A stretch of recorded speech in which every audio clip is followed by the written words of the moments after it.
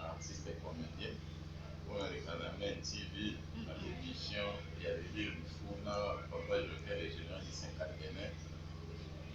Oui, mais dans un cas, dans un accident, depuis février l'année passée, en Bukani, le polo, il y a gauche, donc, ça fait 11 mois qu'elle est dans l'hôpital, depuis février, le 20 février, donc bientôt une année.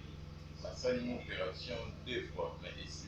Et comme de la carne. Donc il faut aborder la deuxième opération. Il faut que un moyen délai. Tellement dans l'hôpital, on a ça et sous un moyen délai.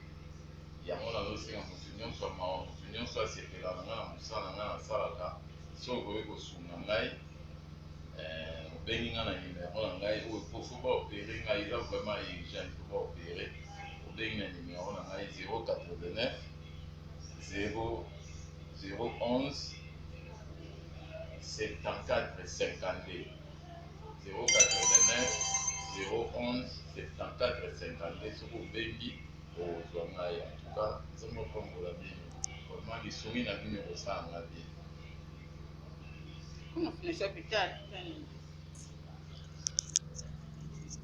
on va jouer